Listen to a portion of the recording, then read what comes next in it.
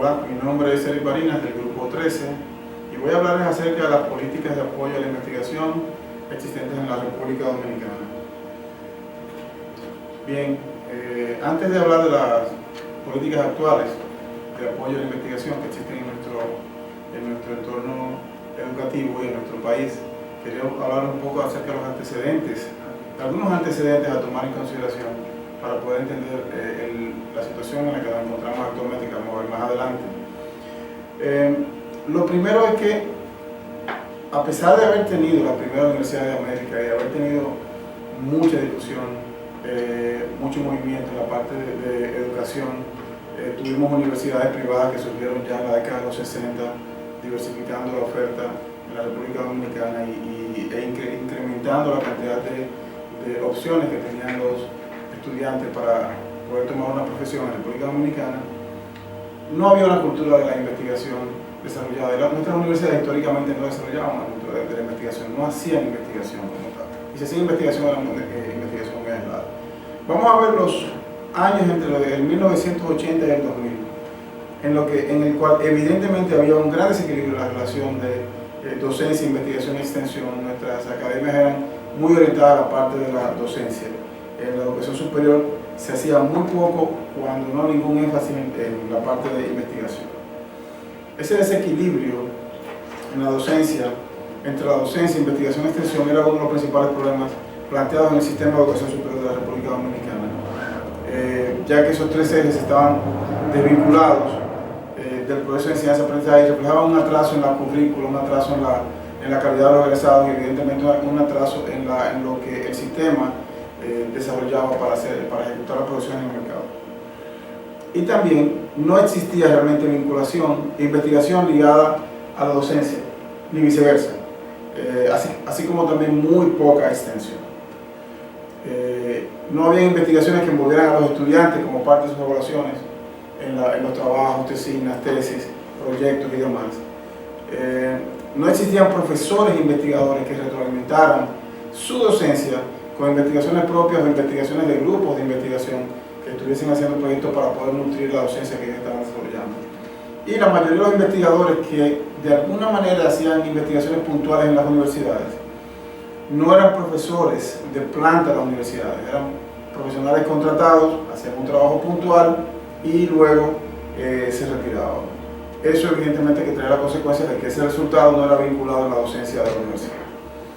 Entre los años 1980 y 2000, ¿qué universidades estaban haciendo investigación y extensión en ese intervalo? Encontramos que un grupo muy reducido, a pesar de que en los años 60 y 70 hubo una gran cantidad de entidades de educación superior, la cantidad de universidades que hacían investigación era muy mínima. Hablamos de unos 10, 11, 12 universidades.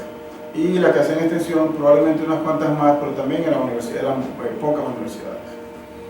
Veamos entonces cómo comienza a verse la necesidad de crear políticas que apoyen la investigación en la República Dominicana. Lo primero es que en el 1966, posterior ya a haber tenido la Universidad del Estado y un par de universidades privadas, se promulga la Ley 273 para regular la operación de las universidades, y a partir de ese momento han surgido hasta la fecha más de 40 instituciones de educación superior.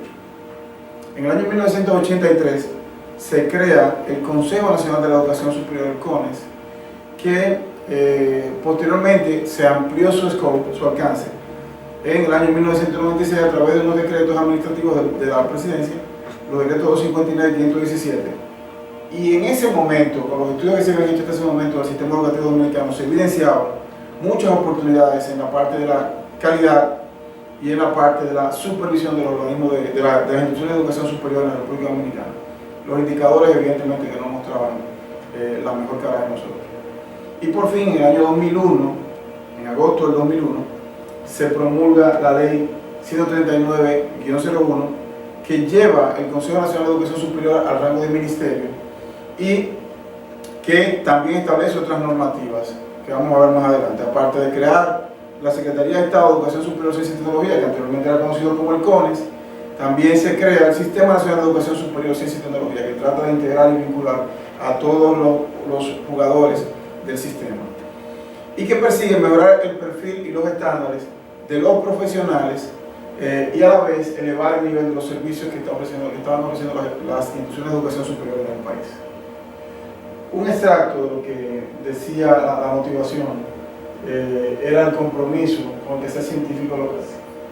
Y decía, es un compromiso, se trata de un compromiso con el desarrollo de la ciencia y la investigación científica como instrumentos para producir conocimientos relevantes, el fomento de la transferencia tecnológica y la producción de tecnologías que fortalezcan al sector económico, lo hagan más competitivo, pero también el intercambio de recursos humanos y programas educativos con respecto a la formación científica y profesional.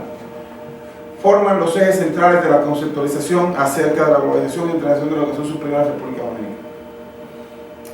Los criterios que establecía la Ley 139-01 para evaluar la calidad en las CIES eran muchos.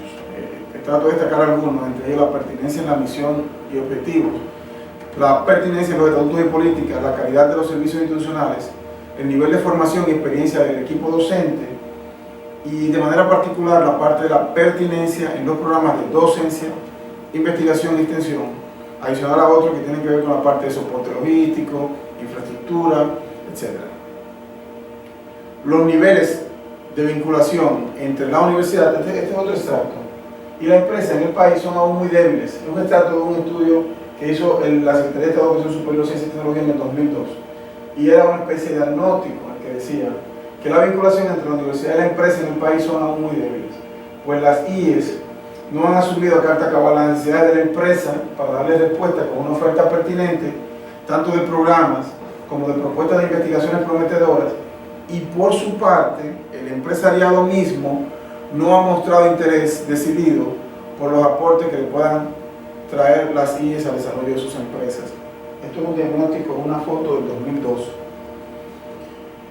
La Ley 139-01, entre otros elementos, en el artículo 94 instituye algo muy particular que vamos a ver más adelante, que es el Fondo Nacional de Innovación y Desarrollo Científico Tecnológico, conocido como Fondo CIT, y se concibe en el año 2001 y ya luego desarrollándose en los próximos años como una herramienta estratégica para promover el desarrollo científico y tecnológico del país y la innovación productiva en los sectores productivos clave para el desarrollo económico del país y el bienestar general de la sociedad dominicana.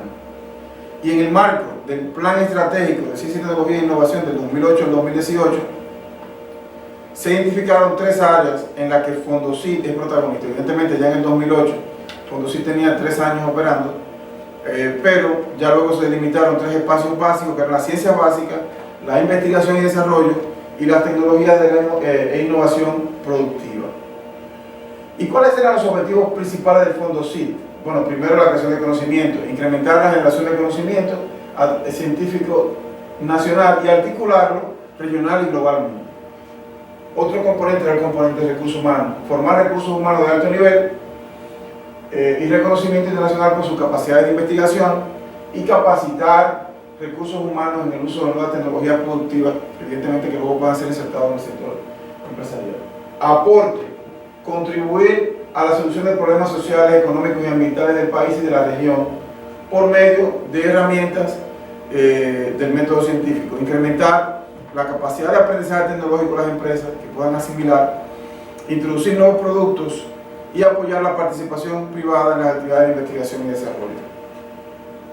También trabajar en el posicionamiento competitivo regional y global del país. Si nosotros buscamos los indicadores de diversos foros, nos vamos a encontrar que nuestro país se encuentra en los últimos lugares y los resultados de la investigación, los resultados de los proyectos de Fondocit, evidentemente que podrían ayudarnos a contribuir a que nosotros podamos posicionarnos y elevar algunos niveles para poder tener un mejor posicionamiento regional.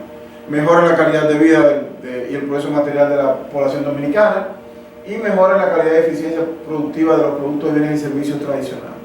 Y otros objetivos que también tenía Fondocit, pero acabamos de enumerar lo que, por lo menos lo que entiendo como principal.